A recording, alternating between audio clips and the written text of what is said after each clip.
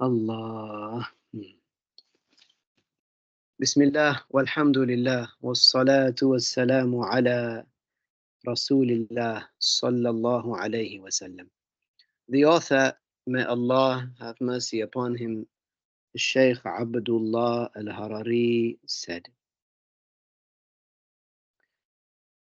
لا طبيعة ولا علة.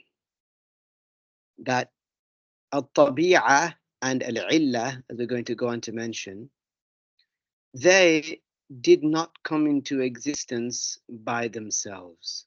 Okay, so we're going to mention what at-tabi'a is and what the illah, what an illah is. The Shaykh said that neither nature nor causes create. Okay, neither nature nor causes or a cause is the creator. الشرح الطبيعة هي الصفة التي جعل الله عليها الأجرام وعرفها بعضهم بأنها العادة، فهذه لا تصح أن تكون خالقة لشيء من الأشياء لأنه لا إرادة لها ولا مشيئة ولا اختيار. So, Sheikh Abdullah said, الطبيعة, which is nature, it is the attribute upon which Allah put the palpable matters, the physical things. So it is the attribute upon which Allah put the physical things. In other words, some of the scholars defined it, عرفها بعضهم, as being the norm, the way things are. So nature in Arabic, الطبيعة, it means the way things are, just the way things are. Okay, Allah created the sun to give off a yellow color, a bright color, right? That's just the way it is. Okay, Allah Tabaraka wa Ta'ala created it like that. That's just the way that creation is. The sky, if we look up, what do we see? We see blue. If we look at the sea, what do we see? We see blue. This is just the way things are. Okay, and this is called nature. This is called this is known as at-tabi'ah in Arabic.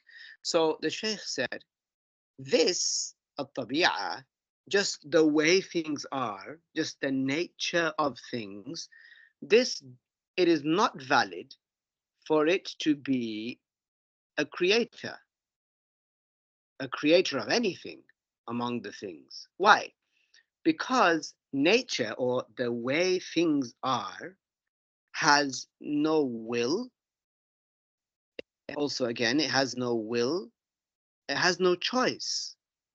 So the way things are, they are the way they are because Allah created them that way.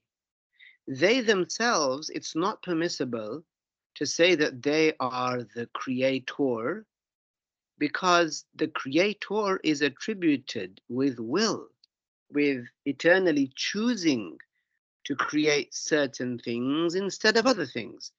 Nature can't do that.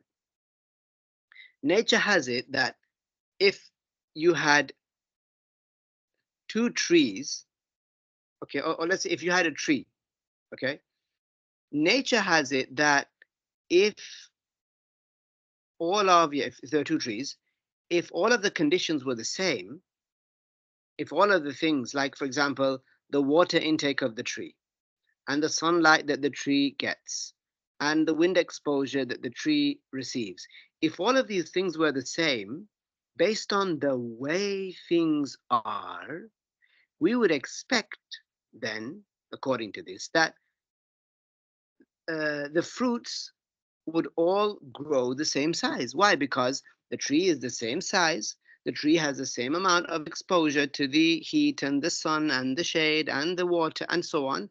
We'd expect them, if nature supposedly was the creator, then we would expect everything to be the same. But it's not the same because the way things are, right? If this was real, if this was the creator, then we'd expect everything to be the same because the way things are would dictate, especially if the conditions are the same, it would dictate that the fruit that grows would be the same size, it'd be the same shape, it'd be the same taste. But the fact of the matter is that's not the case. Sometimes you have a tree, two trees together, or even a branch, and you see the fruit starting to grow and then it stops. It comes to a halt, and on the branch next to it, the fruit grows. It's the same tree, it's the same branch, it's the same water that's coming up, it's the same roots, the same sun light, and so on. But uh, the way things are cannot be the creator, because had it been the creator supposedly, then everything would have been the same. But because it's not the same, it tells us that there is a creator, a real creator, and this is Allah Ta'ala, that makes things different. It's because He has a will. He eternally chose to make this matter, this fruit, bigger than this fruit. He eternally chose, willed to make this fruit juicier than the other one. Okay, so the way things are cannot be the creator. Now, why are we talking about this? Look, in books like Al-Aqidah al-Nasafiyya, which inshallah we'll go through one day, the author explores the different hypothetical possibilities, even if some of them are impossible, the different hypothetical possibilities of the origin of the universe. So he says, of course, he believes, he's a Muslim and he believes that Allah created it. But he says, okay, let's one might say entertain the other side and say, okay, for argument's sake, let's see what they say. So then he refutes them one by one. He says, well, we believe Allah is the creator. Okay, what do others say? Others say no creator exists. Now, why does that lead to an impossibility? Because of such and such. We wouldn't exist. Okay, in brief. Okay, some of them might say, well, the Big Bang. So let's talk about that so-called Big Bang and why it cannot be true. It leads to infinite regression and so on. What about nature? Some people say nature is the creator. Okay, let's debunk that. It can't be the creator because it doesn't have a will, right? And the creator needs a will. It must be attributed with a will, and so on. So here the Sheikh is saying that, okay, nature cannot be the creator. Likewise, now he's going to say that illah cannot also cannot be the creator. He said, أما العلة, sorry, السبب. Let's talk about السبب. He said, والسبب هو حادث يتوصل به إلى حادث آخر وقد يتخلف مسببه عنه. As for something known as a sabab in the Arabic language, it's a cause, right? It is an event, something that happens, okay, which is used as a medium to get to another event. Okay, I'll give an example. Imagine an event which is fire, okay? The existence of a fire. From fire, you use fire to get to another event which is burning occurring, right? So burning, usually burning, won't occur if you don't have fire, right? That's called a sabab then. A fire is a reason for burning, a cause for burning. So a sabab, a cause, is an event or something that exists, and by it you reach another occurrence. So in this example, you have fire, and with fire you get to, because of fire, if you have fire, you get to burning, right? Like that. If you are thirsty, okay, you're thirsty, and you have water, you drink water, that's your hadith, your hadath even. You drink water, and then through drinking water, you get to what? You get to being quenched. Okay? This is called the sabab. And وَقَدْ يَتَخَلَّفُ مُسَبَّبُهُ عَنْهُ. And it's possible that this first matter would exist and the second does not. Why? Because Allah is the creator of this and Allah is the creator of this. Allah is the creator of the fire and Allah is the creator of the burning. It may be the case that Allah willed for the fire to exist, but the burning did not. It might be the case that Allah willed for the water to be drank, but Allah did not will for the quenching to exist because a sabab, the sabab is not the creator. This thing does not create this thing here. The fire does not create burning. Okay? The drinking of the water does not create quenching. The uh, uh, going out in the snow doesn't create being cold. You might go out in the snow and you may be warm because Allah didn't will for this to lead to this. Okay? That's what that means. وَقَدْ يَتَخَلَّفُ مُسَبَّبُهُ عَنْهُ. Like with Ibrahim alayhi salam. He was in the fire. He was in that big fire that the people made for him and catapulted him into. But it did not burn him because Allah revealed قُلْنَا يَا نَارُ كُونِي بَرْدًا وَسَلَامًا عَلَى إِبْرَاهِيمَ. It was ordered to be cool for Ibrahim. Okay. أما العلة, what is an illah? This in essence also means a cause. But let's look at it deeper. فهي عند أهل الاصطلاح ما يوجد المعلول بوجوده ويعدم بعدمه مثل حركة الإصبع الذي فيه خاتم. فحركة الإصبع عندهم علة لحركة الخاتم لأن حركة الخاتم تتبع حركة الإصبع فتوجد بوجوده وتعدم بعدمه. You could say تعدم as well actually. So as for an illah, what is it according to the terminology of the scholars? It is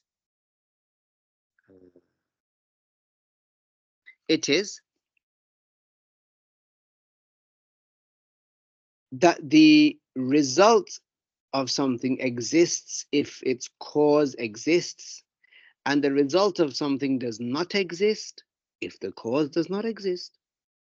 Like the example is the movement of a finger in which there is a ring. So here, the movement of the finger is the cause, the illah. The movement of the finger is the cause for the movement of the ring. Why is it called an illah? Why is it called a cause?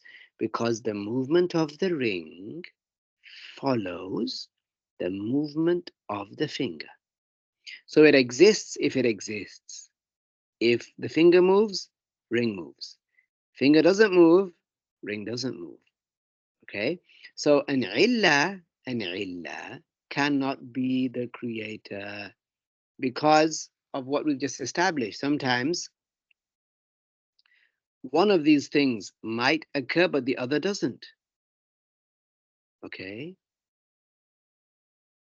قال المؤلف رحمه الله بل دخوله في الوجود بمشيئة الله وقدرته وبتقديره وعلمه الأزلي لقوله تعالى وخلق كل شيء أي أحدثه من العدم إلى الوجود فلا خلق بهذا المعنى لغير الله. قال الله تعالى هل من خالق غير الله. The author said, rather, the coming into existence of these things is by the will of Allah, by His power, His destiny, and eternal knowledge. Why? Because Allah revealed, Allah created everything. I.e., brought it from non-existence, al-adam, into existence, al-wujud. So there is no khalq, this Arabic word, there is no khalq with this meaning for other than Allah. Meaning, you can't say the word khalq about, you can't say the word khalq meaning bringing from non-existence into existence, okay, making exist. You can't use that meaning of khalq for other than Allah, okay? The word create in English language, if you look at it, its original meaning is to bring from non-existence into existence. This is the original meaning of the word create. And being conservative when it comes to this matter, this would mean that we don't use the word create for other than Allah tabaraka wa ta'ala. Some other people have said, they have claimed that create can mean to produce, i.e. not necessarily that which is exclusive to Allah.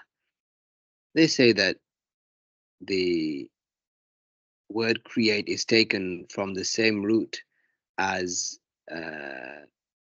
as the word croissant or crescendo or crescent.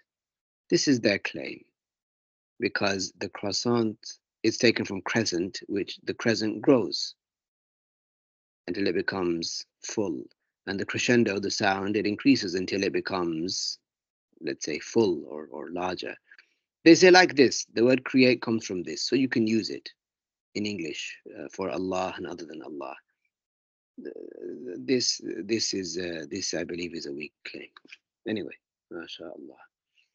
So we don't use khalq, the word khalq in Arabic, with the meaning of create for other than Allah tabaraka wa ta'ala. Allah revealed, meaning we only use it for Allah, khalq. In Arabic, some Arabs nowadays, they will use this word for other than Allah, and they'll use it to mean make, but this is not permissible to use it like that. It is not valid to use it like that. Yes, this word has other uses, some other uses, but to use it to mean make, it's not permissible. Likewise, you find in some books that teach the Arabic language to children and يعني غير الناطقين بالعربية, those that don't, يعني those who take it as a foreign language, they have textbooks where they mention things like this, like أخلق كذا or خلق كذا. No, this is not correct. This should not be. This should not be. Allah revealed, هل من خالق غير الله? Is there a creator other than Allah? It's obvious. This is a rhetorical question. Is there a creator other than Allah? It's obvious, the answer. That there is other than Allah. الشرح أن كل ما دخل في الوجود أي وجد بعد أن كان معدوما من الأعيان أي الأجسام ونحوها مما يقوم بذاته ومن الأعراض التي تقوم بغيرها كالأعمال ما كان منها خيرا وما كان منها شرا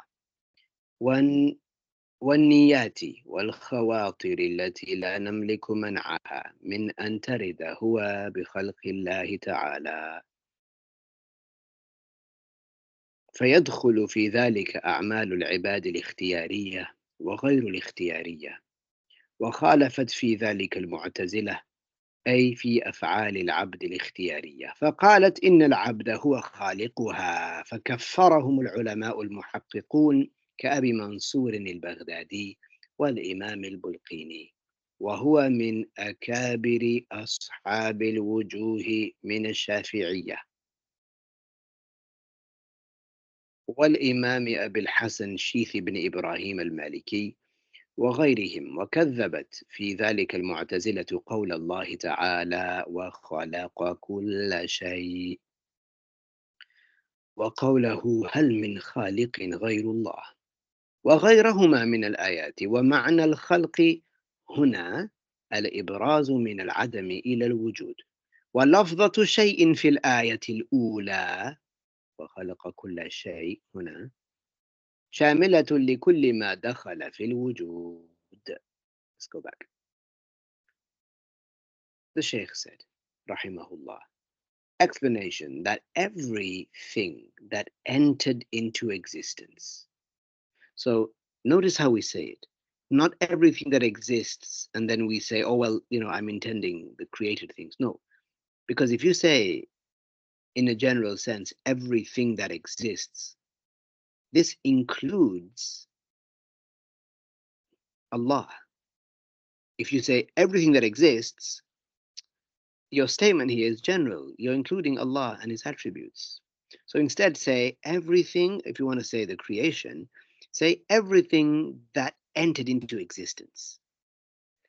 Because all the creations have beginnings. They all entered into existence. As for Allah, Allah didn't enter into existence. Likewise, the attributes of Allah. No, Allah has always existed. You see, Allah has always existed and has always been attributed with His attributes. So Allah Ta'ala لم يدخل في الوجود إنما كان موجودا أزلا وأبدا. Allah didn't begin to exist. Allah has always existed. So if you want to talk about the creation, say everything that entered into existence, i.e., it became after it was non-existent, okay, whether it's among the entities, the bodies, i.e. the bodies, yeah, and what is like the bodies, meaning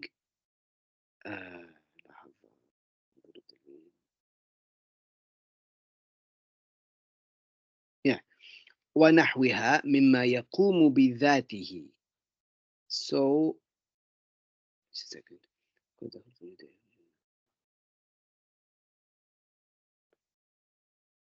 Okay, and that which is attributed to these bodies. ومن الأعراض التي تقوم بغيرها. Sorry, give me a second. الشرح أن كل ما دخل في الوجود أي وجد بعد أن كان معدوما من الأعيان، طيب، أي الأجسام، ونحوها مما يقوم بذاته أي مما يتحيز بنفسه. طيب خلاص. Okay, so this means that anything, right, that came into existence after it had been non-existent, whether it was among the entities, i.e. the bodies, or anything that occupies a space. Because the bodies, there are things smaller than bodies that occupy a space. Okay? So all these things, the bodies and things that occupy, everything that occupies a space, even if it's smaller than a body, and even the attributes of bodies that are attributed to other things, okay, like deeds, among them which are good and among them which are evil, likewise intentions and involuntary thoughts that we cannot prevent, we can't prevent them from coming to our minds. All of these things here, all of this, هو بخلق الله تعالى. All of them are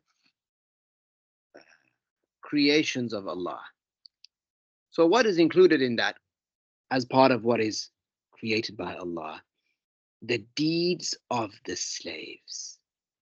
Our deeds. Which deeds? Well, all of them. The voluntary deeds of the people. Allah created them. The things you do voluntarily. You pick up a comb, you comb your hair. You pick up a sandwich, you put it up to your mouth. You take a tissue, you put it up to your nose, you blow your nose. These are voluntary deeds that you do. Who is their creator? Allah. هذه هي أعمال العباد الاختيارية. Okay. Likewise, وغير الاختيارية, and the involuntary deeds. Okay, what deeds do you do that are involuntary? What deeds are attributed to you that are involuntary? Well, your heart beats, doesn't it? Well, I hope so. Your heart beats, right? But you can't control that. You can't suddenly say, okay, I'm going to skip 7 heartbeats right now, and then expect for it to happen. No, because you can't control that. You can't control the blood that is gushing through your arteries. You can't control that. Okay. Um, so these are deeds that are involuntary. Okay, Allah created them too. You could just say, look, Allah created all of your deeds. That's it. If you want to simplify it, Allah created all of your deeds, whether they are voluntary or involuntary. Allah created them. وخالفت في ذلك المعتزلة لعنهم الله. The Mu'tazila opposed in this case. They opposed this idea. They committed kufr. What did they say? They said about the deeds of the slave, the voluntary deeds of the slave, okay, they said about them that the slave, he himself, is the creator billah, of these deeds, of the voluntary deeds. So the Muslims takfir them, the Muslims excommunicated them, the Muslims said, you are kuffar. The precise scholars, the top ranking precise scholars said about these Mu'tazila that they are kuffar. Like whom? Like Abu Mansur al-Baghdadi, like al-Imam al-Bulqini, who was among one of the greatest ashab al-wujuh in the school of al-Imam al-Shafi'i, and al-Imam Abil Hasan Shith ibn Ibrahim al-Maliki also, and others, وغيرهم.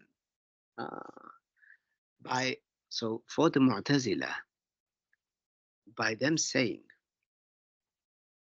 that Allah Tabaraka wa Ta'ala, or rather that the slave creates his own deeds, his own voluntary deeds, by them saying that, they have belied the sayings of Allah, and Allah created everything. And they've belied the saying of Allah, which means, is there a creator other than Allah? Because they've literally gone and said, we are all creators. All of us are creators. Billah, because supposedly we create our voluntary deeds.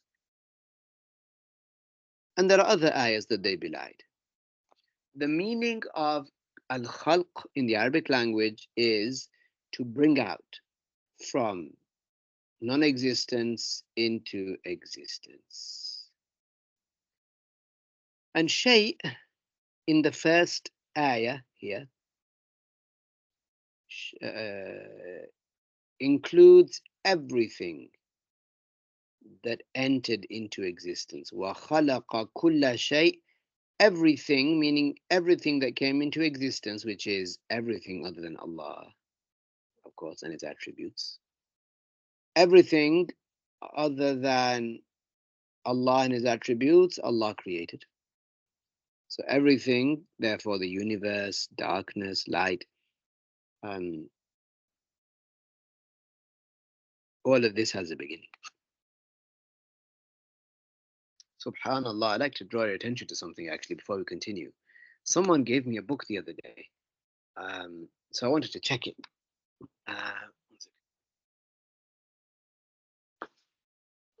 You see, you really appreciate learning the correct knowledge when you notice something like this. Just give me a second.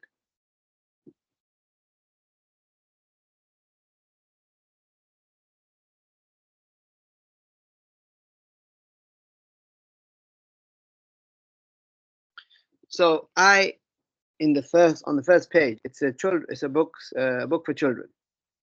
So I looked at this book, and mashallah, on the first page, it says, it's stories, so for children, Islamic stories.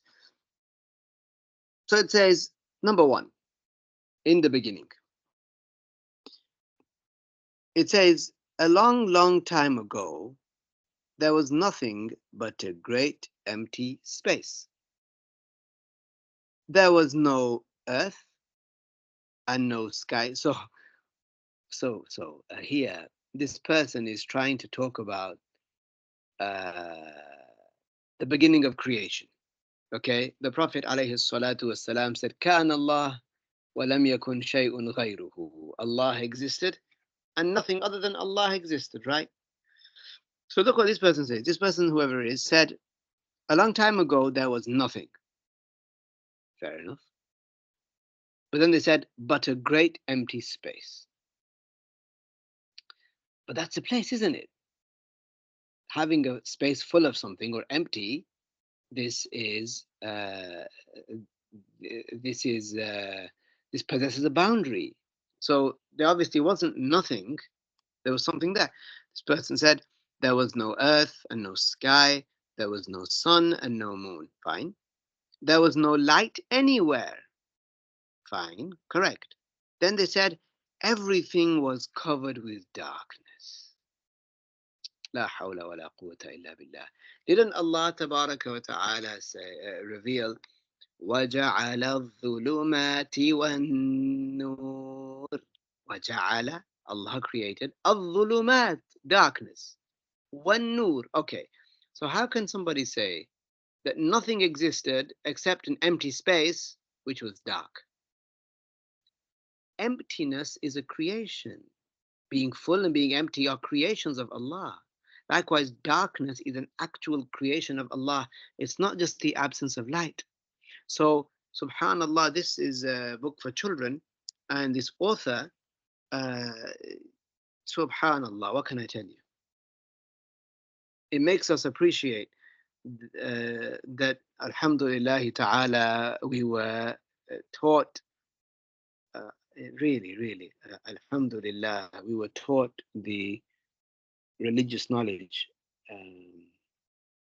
mashallah, from people who really cared for our hereafter. And this religious knowledge, it gave our minds a weight, and it gave us tools with which we could differentiate between what is uh, truth and falsehood on many things. So, tabarakallah. And this was on the first page. And then also on the second page, there were two mistakes that I found, and I haven't managed to review more of it. Tabarakallah.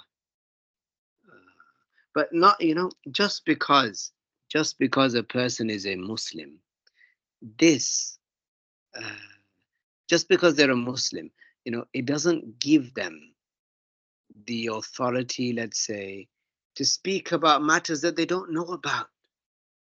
Just because one loves Allah, just because one says one loves Allah tabaraka wa ta'ala, that's not enough for a person to start, let's say, teaching if they don't have the correct knowledge, or even authoring books.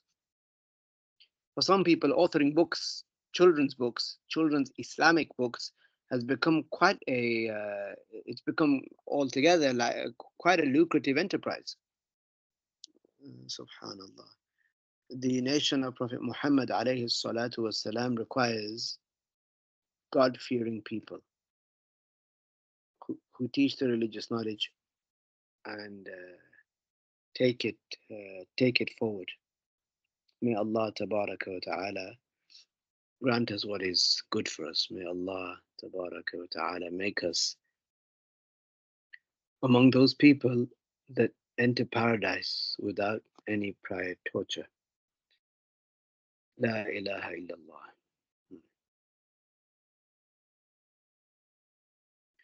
This issue of the Mu'tazila as a group, they do not exist today.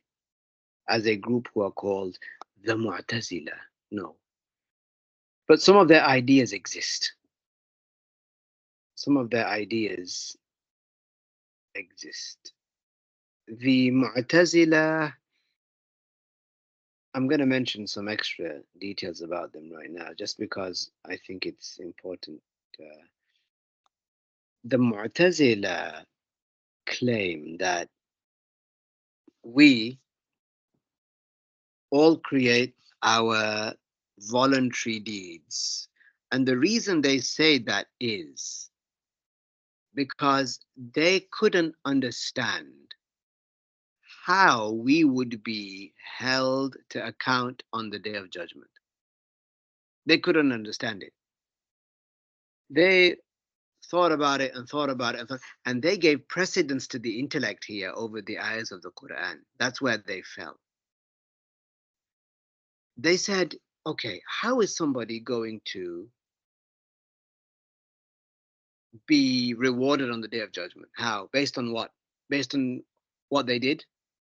How is somebody going to be punished on the day of judgment? Based on what? Based on what they did? Okay. It said, well, okay, if how can a person be rewarded for something that they did when when actually Allah created it? Which is true. This is how it is actually. Okay, just so you know, Allah created our good deeds and gave us the ability to do them, and so on and so on and so on.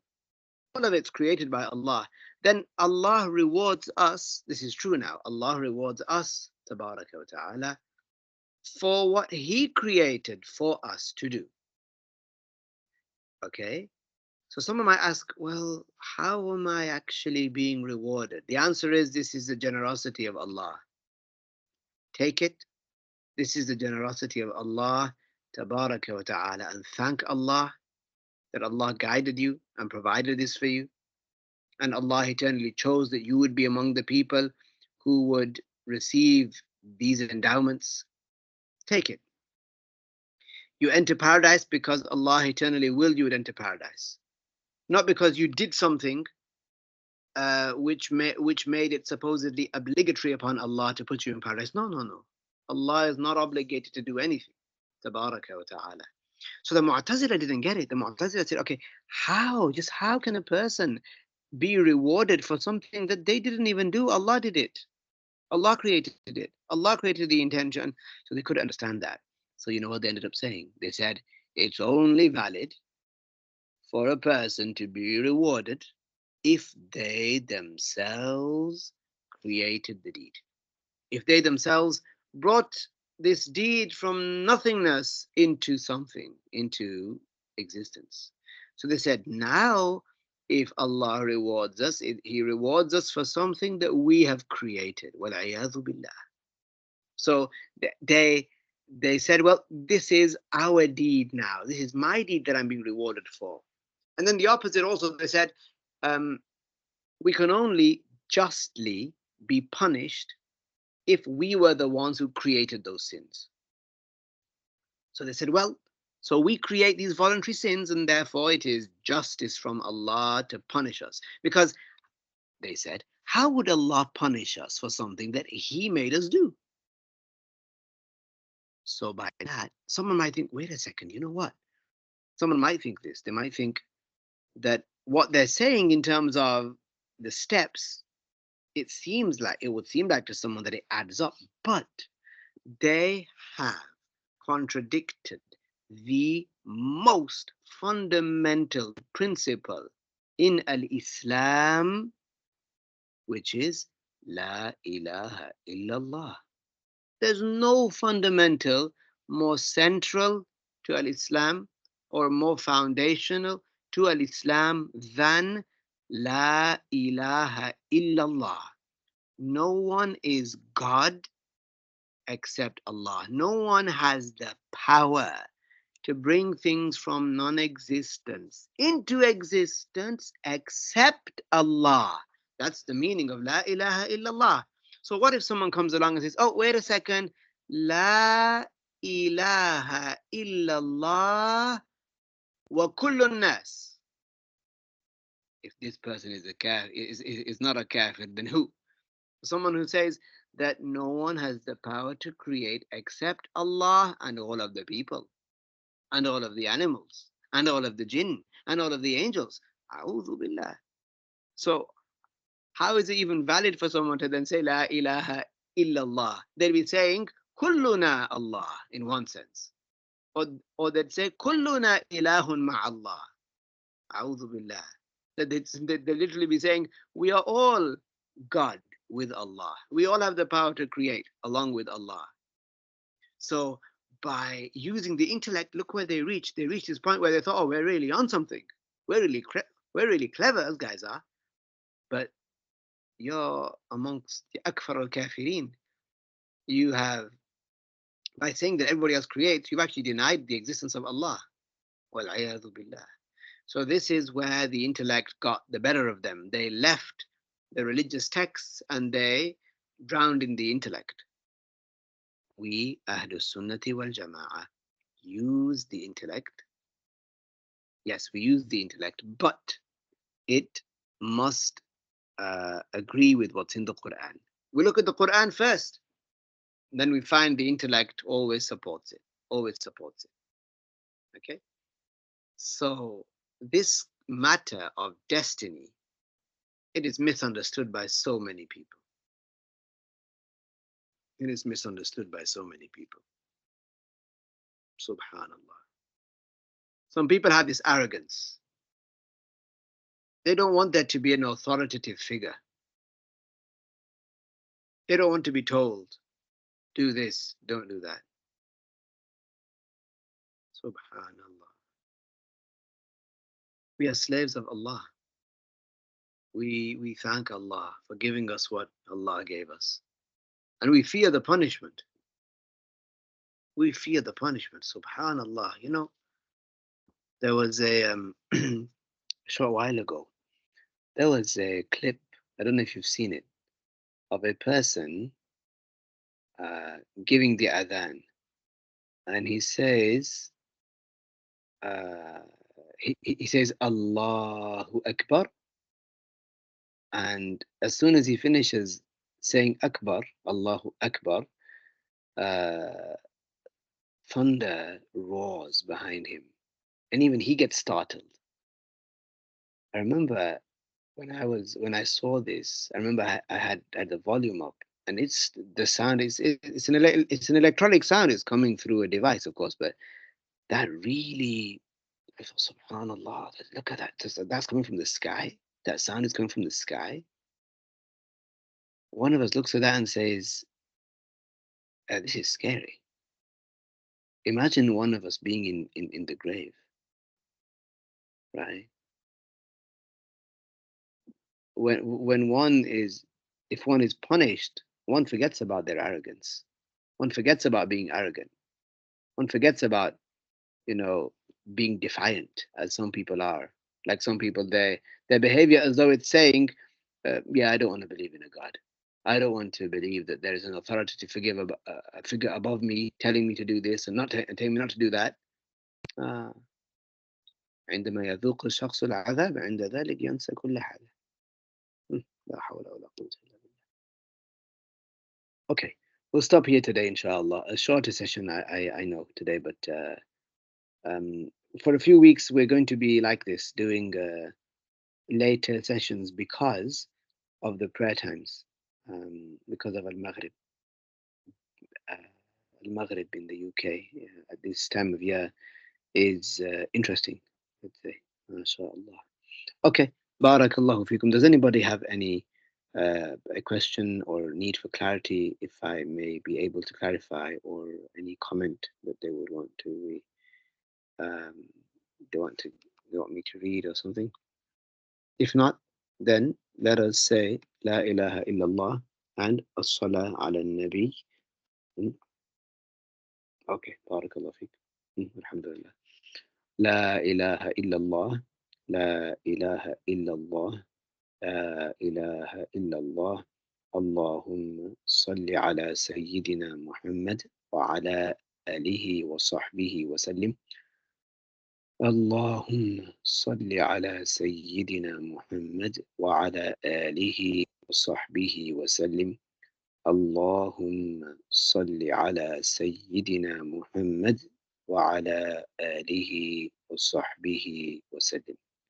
بارك الله بكم وجزاكم الله خيرا، وفقكم الله ورزقكم من حيث لا تحتسبون. السلام عليكم ورحمة الله وبركاته.